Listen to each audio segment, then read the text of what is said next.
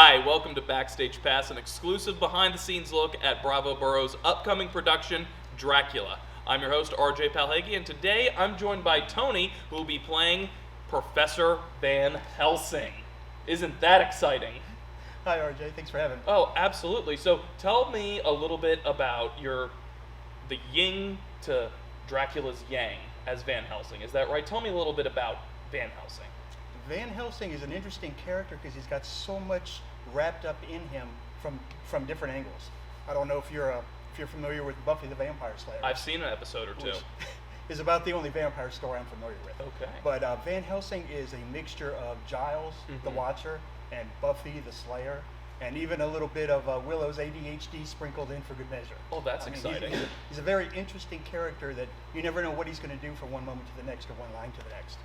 And what surprised me from him, in this script anyway, is that he's a very religious man, which I didn't know was going to happen. In a lot of the vampire stories, you see them taking a cross or holy water or something of that nature and using it as if it's a tool because they know it works against the vampires, so that's what we're going to use. Yeah. But Van Helsing doesn't do that. He in this story, he knows that it's the power of God that's coming through the cross. And he views himself as a man of God, and he's using that power to defeat the vampires. And he quotes the Bible several times. So when I picked up the script and I read that about him, I thought that this is a very dynamic man with many different characteristics. Yeah, you haven't given it any thought at all, I can tell. So, is this the type of role that you normally play, and is this a role you'd play in the future? Like, what type of roles do you look for? I'm enjoying this role and would love to do it in the future, but I've never done something like this before. Oh. The more I get into the role... Is it the religious thing? No, actually, the religious thing, although it was surprising, I'm actually enjoying. No, it's the superhero thing. I've never played a superhero before, and that's what it feels like. Van Helsing is the only one that knows what's going on. He knows the powers that work and how to use those powers. Yeah. And he spends an awful lot of the show getting his Scooby gang together to go fight the vampires and to defeat the evil. And so he's the leader that's, pretty much the superhero of the show. This is incredible. Yeah, so Spider-Man is next. I'm going to do that. Yeah, you're saying you're bringing together like a Scooby gang and Buffy the Vampire Slayer and all this stuff. Your mom is the director, is that true? That is true. She's described it as PG-13 to the limits, very sensual in castles.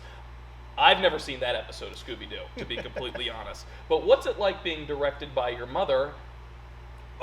It's new. I'm of course very proud of my mother. She's been working in the theater now for about 10 years and has gone from one project to the next. Very good answer. She's gone from learning how to be an actress herself to directing and now to owning and running her own theater. So it's just fantastic to watch what she's done. And I've worked with her in the past on stage as an actor and loved those experiences. So this is the first time I get the honor to be directed by her as well. So if you mess up, will you not be invited to Christmas dinner this year? At least Christmas. Christmas. Thanksgiving, some birthdays, yeah. So I really got to get this right. The pressure is on. A lot of pressure going on. Yeah. So without giving anything away, tell me, what's your favorite Van Helsing superhero line? Does he have a big huzzah? There's a couple that stand out to me. But there's this one scene, I guess, where he's explaining to everybody what's going on, and they're in that phase of the show where it's like, oh, how can this be happening to us? Everything's going nuts, and we're the good people. Why would this be happening to us? Kind of, that kind of thing. And so his line is, Van Helsing looks at the whole room and he says, "The terror of this is, my friends, that evil such as this grows richest in a soul most pure." Wow. And in many ways, that can be seen as kind of a theme of the whole play. Yeah, you don't hear that on Buffy the Vampire Slayer, I can tell you that much. Were you doing any research or anything outside of the script for Van Helsing, or are you just kind of just diving into the script and being like, this is it, and I got it? No, I found I'd better do some research, because other than Buffy that I've mentioned, I'm not actually well-versed in vampire lore. Okay. I never watched the original Dracula movies and all the things about, Transylvanian soil and that kind of thing. And I wasn't even real familiar with who Van Helsing is. Okay. So when I started to look into it, I realized he's actually been done in several iterations, from Anthony Hopkins to Hugh Jackman, and they've done their own thing. Mel Brooks. And Mel Brooks, yeah. I mean, there's been several different kinds of Van Helsings. And it appears that this character has got a fan base. Okay. That there are some people who are really into the vampire lore, and some people that love Van Helsing as a character. And since I don't, if I mess this up, If anybody comes to the show expecting something from their Van Helsing, and I don't bring what they're expecting, then I've let my audience down. And you've let your mom down. And no mom Christmas too. goose. Yeah. Awkward. So, I've been talking with the cast and crew, and they tell me how dynamic the show is and how fast moving it is. How is it when you're at home working on lines and stuff, when you don't really have the other people with you to rehearse? Is that a hindrance, or do you just learn it on your own and then just make it work? It can be a hindrance, but I've got a little practice with that. I've actually got people that laugh at me when they watch me doing this. But I like to either set it up in my living room or go out into my backyard so I don't freak the neighbors out. Okay. And set up, things that look like parts of the set. And I will walk through the blocking for the whole scene. Do you have a castle in your backyard? No, but I've got a shed that I use as a castle. It works. And so I say my lines, and I walk through the blocking, and then I stop and wait for the other character to say theirs. And of course, they're not there. Yeah. But in my mind, I can see them, and I can hear them. And so I just stop. And then I start up again. And I've had people accidentally see me do that and really laugh at me. I didn't know if I was being watched. You're seeing and hearing people in Just your backyard. playing the whole thing. Exactly. Yeah. Nothing could go wrong there. What do you think is the most challenging part of bringing this script in particular to life? Well, there are parts of the script that are a little difficult to understand because it's set in 1897 London, and they speak a little differently. And Van Helsing does too because he's from Amsterdam. So a lot of times when I'm going through the script, I'll find lines that don't have a meaning or connect with what came before or what came after. So the hardest part for me, it's almost like text messages.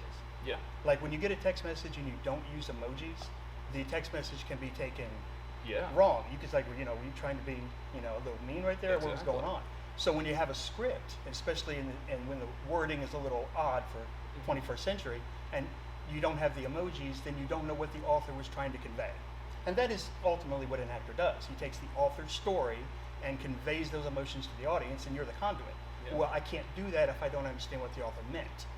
So I have to go through the script and try to understand the lines and piece them together. And once I get that aha moment for a particular line, then I realize the audience isn't going to know what I'm talking about if I didn't know it in the first place, if I just say the line.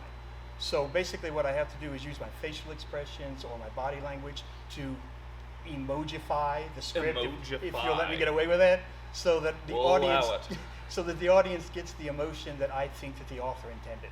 And that brings the script to more than just words, it brings it to life. You've given this more thought than anyone else I've interviewed, I could say that much. Now here's the big thing. It's come up in every interview. Dracula himself is just absolutely steamy from what I've been told.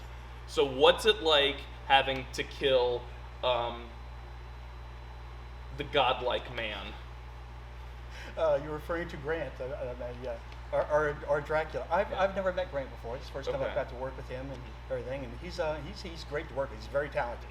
Yeah. So I'm enjoying working opposite him, especially in our final scenes together. Some people on here said he's extremely talented. He is extremely talented. Yeah. I can see what he's doing already, and he's working very well. Oh yeah, working absolutely well. Well, thank you so much for being here with me today, Tony. Y'all, this has been Backstage Pass. Again, I'm your host, RJ Palhegyi. Be sure to get your tickets for Dracula right now at bravoborough.com. The show opens February 11th, closes February 20th. We'll see you at the show.